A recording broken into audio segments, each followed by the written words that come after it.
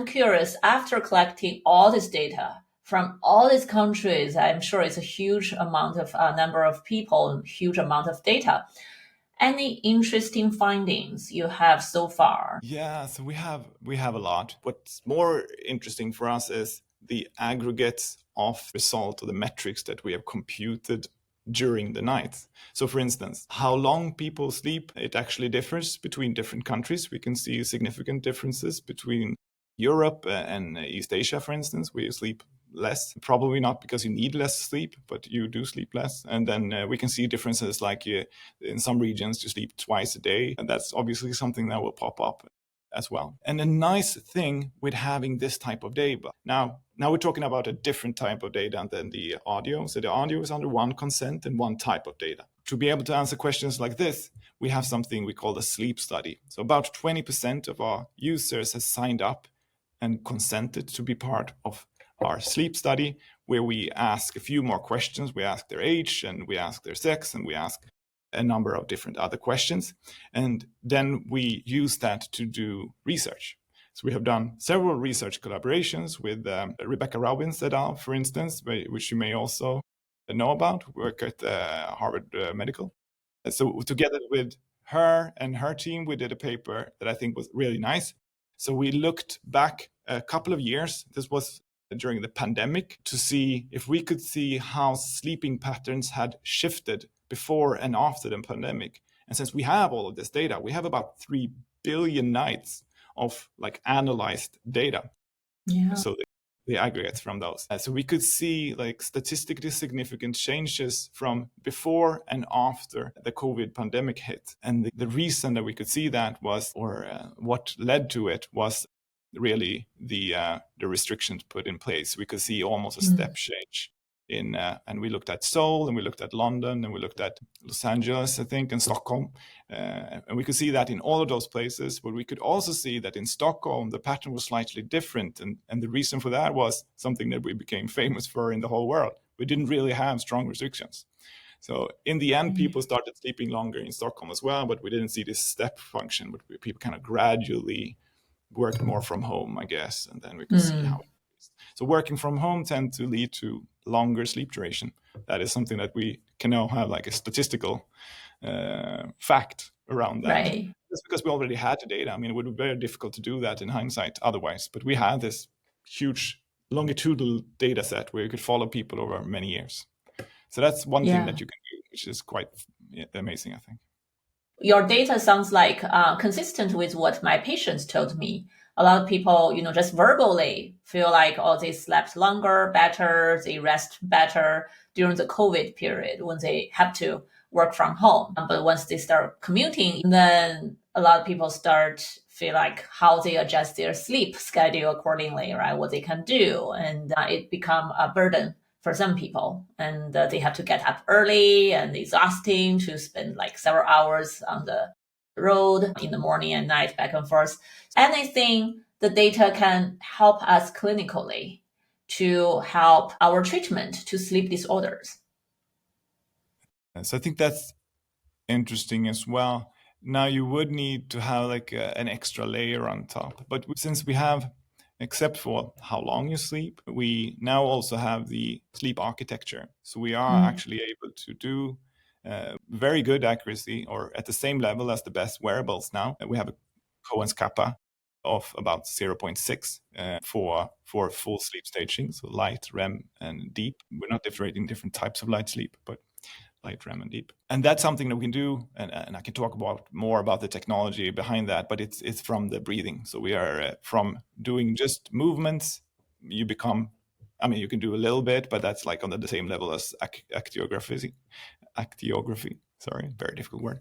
But by using the breathing and the breathing stability in particular, so how your breathing patterns, if you will, how stable the breathing is, you can actually get a lot of information. And from that, you can train neural networks to do a really good sleep staging. So now you have the sleep architecture, you have the sleep duration, and over time, you can look at the sleep regularity. And sleep regularity, as you know, is very, very important for your health. So knowing your sleep regularity, knowing your like sleep efficiency, sleep architecture, and all of that. Well, now I guess you can really see some interesting patterns forming. Now, of course, we will not, from our side, when we were not a medical product, so we don't really know who has sleep disorders, who doesn't, but we actually have used sleep cycle, or are using sleep cycle right now in a study around Alzheimer's. So that's a collaboration that we do with Cambridge and UCL. So they follow using sleep cycle for 2 years Alzheimer's patient or people that they think may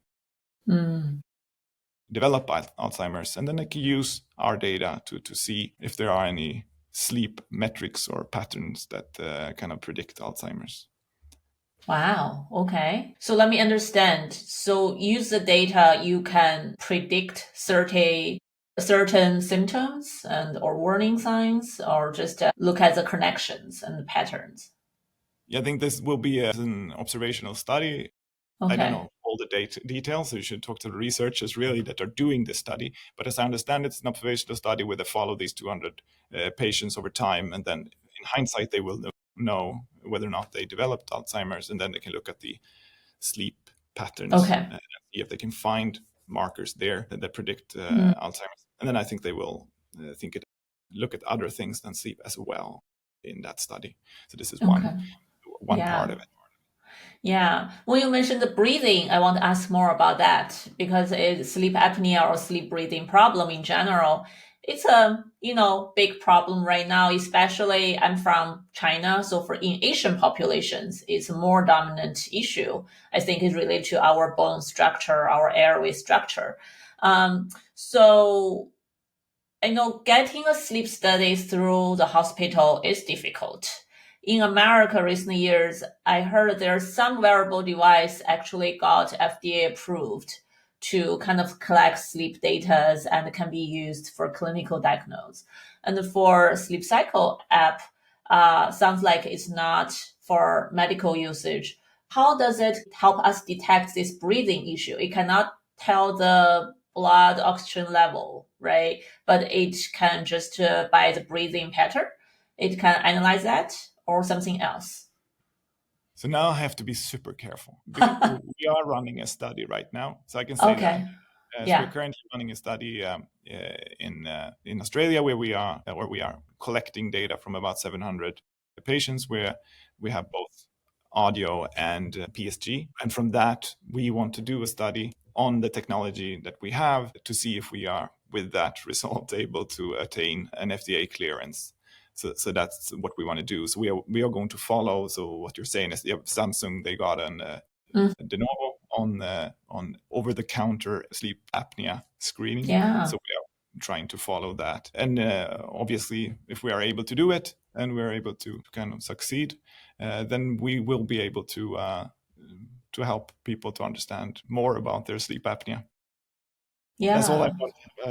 I dare to say, not to anger anyone, but yes, it's definitely very important to us. I mean, it is a big health issue. Yeah.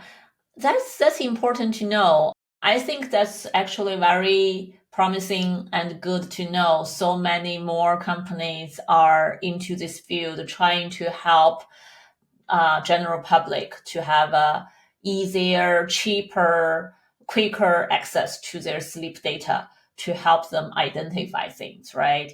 Myself, I want to do a sleep study. So expensive, not even covered by the insurance. So it's just how many people can afford it, and you have to wait for a long time. If you don't want to wait, they mail something to you, but there's only one night of data. So I'm glad a lot of devices or apps like what you are doing are trying to figure this out and make it easier and record multiple nights of data.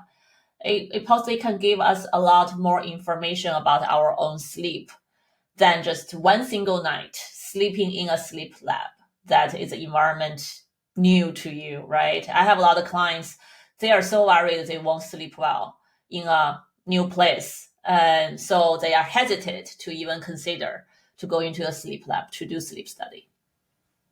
Yeah, and there's a lot of, I mean, you don't necessarily have sleep apnea every night. So you can have a good night and then you would have sleep apnea, or, especially if you're close to the border, if you will, then you might have problems the week after. So yeah, there's a lot of variation there. Right, right. I want to ask about warning signs, signals to help people identify any risk factors ahead of time. Is that something you can do? Use this AI technology, use large data like this? I mean, you could potentially, but here we have to be, again, a bit careful. We can give you the data, Mm-hmm. but we would never give a diagnosis Mm-hmm. or anything like that. That's just not something that we would be Mm-hmm. legally be okay to do. But of course, yes, there's a lot of different things that, and I think, I mean, you know about this as Mm-hmm. well. So depression, for instance, is something that you can usually see signs of in your sleeping patterns, and those are something that you can track over time with sleep cycle, of course. Then we have something else that I think is super exciting, and I really love that. So since we are doing breathing rate Mm-hmm. robustly, and we're actually able to do that really well, and this is surprising, I think, to many people, but we can actually track your breathing rate robustly Breathing even if rate. there are multiple people in the room. So we can still do that. We use some Okay. sprinkles of magic, and then we're able to actually get that quite well. So that is a very, very, very, very interesting signal for your health.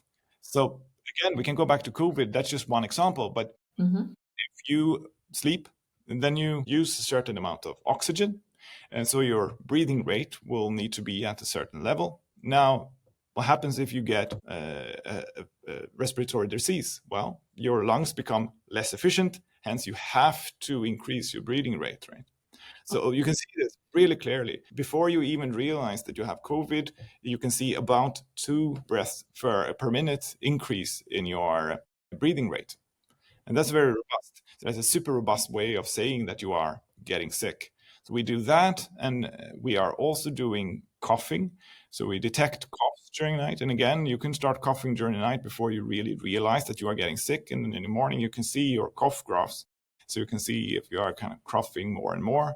And that's another sign of disease. This is more like, I guess it's not sleep problems, but this is like Mm-hmm. health related problems that you can actually track for yourself. And now, what we did, and this is something I really love. This is something we launched about a year ago, and it's quite. So what we realized is what we have here is we detect these coughs all around the world. Now, if we are able to do that in a privacy preserving way, then what we realize that we have is more or less like a live stream of the world's coughing, because that's really what we have here. We have about a millennia of audio that we process every night. Is from everywhere, so we get a nice clean sample from the human race of where coughing is going on. So we thought, can we collect that in a way that doesn't give away the identity of the person? We do that by just collecting the number of coughs and how much you slept, and then an approximate position that we add noise to, so we can actually prove that it's differentially private, so the aggregate is not possible to connect back. Now we can use that data to compute coughing maps.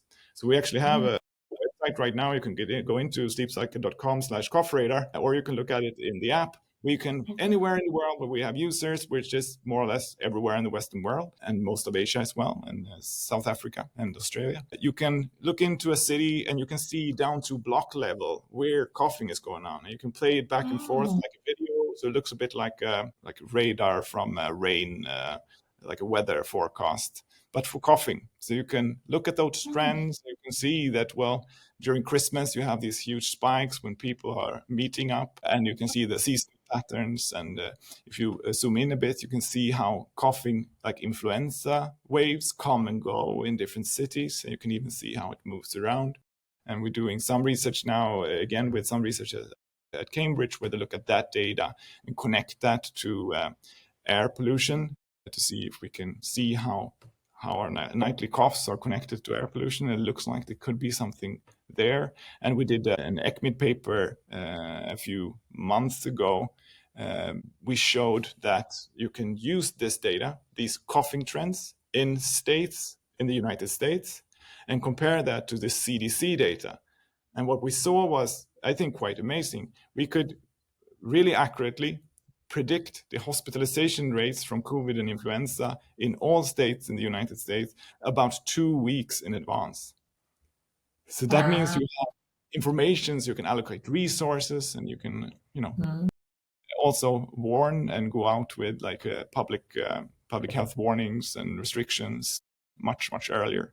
So this is in a way similar to what we do with search terms. So you can look at Google search results and they get some early warning, but that's super noisy. Here we actually measure the coughing and the breathing, which is also important for this, and we can use that is much more accurately, and we get this fair sample all over the world where everything is measured in exactly the same way. So we measure in exactly the same way in the United States as in Asia, as in Australia, so everything is comparable. So it's a very nice data set, and we get this fresh like every morning, so this is really early. So it's quite amazing. You can even see like emerging symptoms before even people realize themselves in that area that they were starting to get sick, because start coughing before you realize it. Right. Oh, that's very interesting. I'm wondering what people use that for. Is just to warn themselves, to understand, or just for curiosity? Is that web page gets a lot of traffic? So people are primarily using it right now inside of the app, but for us, yes, you can definitely use it as a private person, and you can maybe warn your friends that live in a different city that maybe it's time to go home, or when you're planning a vacation, maybe you're not going to plan it where you say a huge outbreak. But I would say, except for that, we are also approaching different like health agencies around the world to see how they can use this data in a good way. So what we're currently doing now is validating everything. That's why we did that article at ACMID, and we are working on the research to get it to a level where it's possible to use for health agencies. I think that's the main goal for it.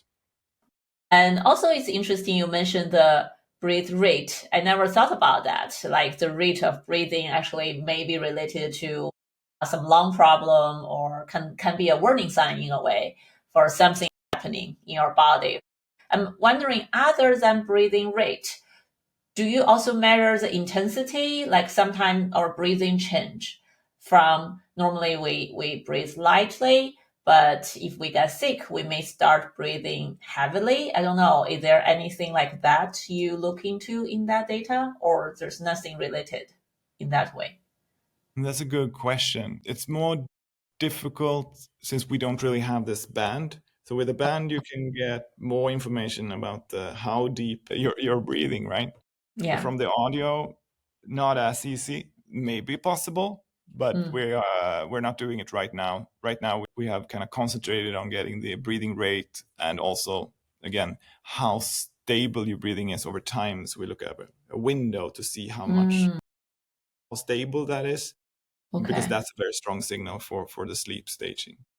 So in the past, I feel like when we do PSG sleep study, we have so many wearers on our body to get so many data. And for wearable, it's at least on our hand or something is connected to our skin. But for sleep cycle, it's a phone app. So it's on the phone, you just put the phone on your bed near you. How that can actually detect all this data about sleep and so accurately? I'm always puzzled by it. No, it's a good question, and it's not easy. We've been working on it for a very long time, and I should say this is a bit bragging, I guess, but I know that there are other apps that are doing similar things that we are.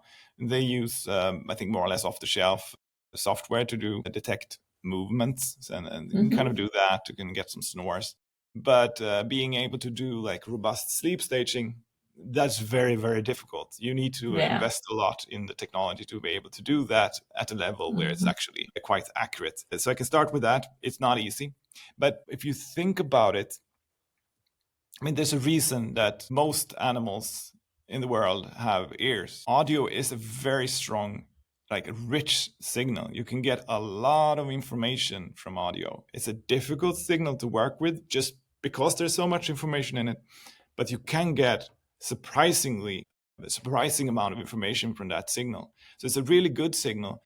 If you compare that to pulse, for instance, that's much more zoomed in, and the station level for sleep apnea, that's also something that's very zoomed in, and it's a very specific signal, which makes it easier to work with in a certain way. I mean, for doing sleep staging with a wearable, obviously it's easier to make sure that you're tracking the right person, so that that part becomes easier. But for, let's see, tracking your breath, it's actually quite difficult to do that well using a wearable that doesn't use audio. So I know that, or at least that, as far as I know, Apple is doing it using an accelerometer, so they kind of detect faint, small movements when you sleep, and from that they can get some approximate breathing and breathing rate. But that signal is much, much weaker than the audio, so you can quite clearly hear people when they breathe, especially if they snore, of course, then it's almost too easy.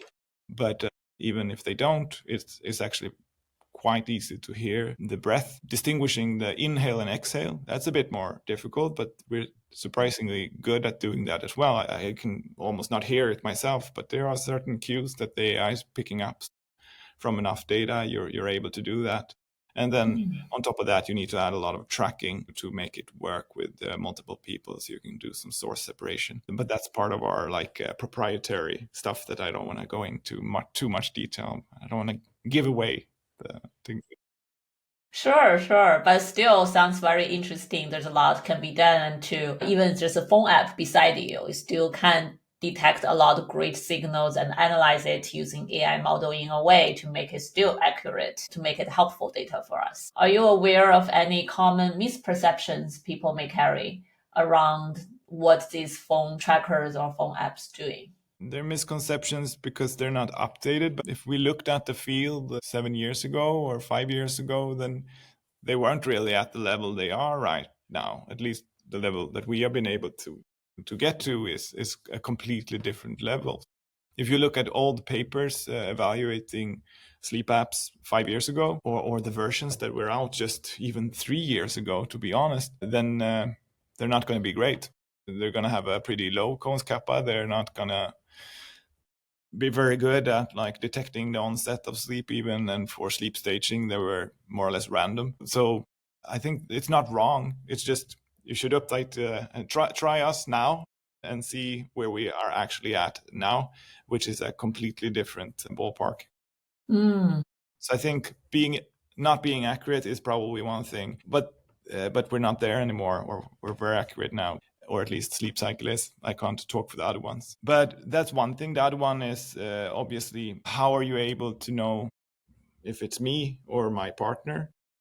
So that's something else that people struggle with, which I understand. I mean, it's not easy for us to do it. So being able to actually detect the persons, the subject that are tracking, the closest subject, and differentiate that from the partner is a difficult problem, and that we solve in many different ways. So with the breathing, we have certain techniques for doing it. For snoring, we actually have a patent for how to differentiate different people's snoring. So we can do something called few shot learning. You indicate 3 or 4 or 5 different snores and say if it's your snores or your partner's snore, and then we can sort them to the correct person. So that's another one thing that we have worked on a lot, and we continue to work with. Of course, if both people have phones and sleep cycle, then we can actually even connect them, and then it's even better. So then we can even differentiate some sounds that are very difficult to differentiate right now, like movements, for instance, can be difficult with only one microphone. But then we get to an even higher level. So yeah, those are some things, and things that we have worked a lot on addressing to kind of get to the level we are now. Yeah, great. Where do you think this AI technology is going to help the sleep field expand and move forward continuously? What AI can do? Any vision you want to share? Yeah, sure. I mean, I think what we have now all over medicine really is great techniques for doing tests, and we can get all of these numbers, and that's great. But then interpreting that data and going from that to actually providing a good advice or a good coaching for the customers is very difficult. That's another very difficult problem. And that's also something that we are working on right now, and have some features to kind of in that direction. We have the Sleep GPT coach, which is a very rudimentary sleep coach that we are now working on to kind of develop into a slightly more advanced sleep coach, because we kind of launched this just a few months after ChatGPT came, so we used that. But now we are working on a more advanced version of it. So that, together with, I think, different forms of reinforcement learning. So what we want to do here is, if you as a user have a certain goal, say you want to sleep more regularly, then we can have reinforcement learning algorithms that kind of try to give you good advice on how to improve that. And then we can follow up because we see if your regularity improves or not, and then train that online to kind of on all of our user base to understand what kind of advices actually work for this particular type of customer to actually have that outcome that they want to have. Now, it sounds easy, but it's probably shouldn't, because it is a very difficult problem and it's a very highly diverse set. And being able to do this in a safe way, we don't want to give stupid advice that makes you sleep worse. So we need to be responsible in how to do it. But that, I think, is really the future for everything in medicine, like personalized medicine. I think that's just that's amazing if we can get there, and that's something that I would like to be a part of. Yeah, wow, that's great. In my podcast, I will say sleep is very individualized thing. Everyone's sleep is different, and everyone need different suggestions to optimize their sleep to make it better if they want to.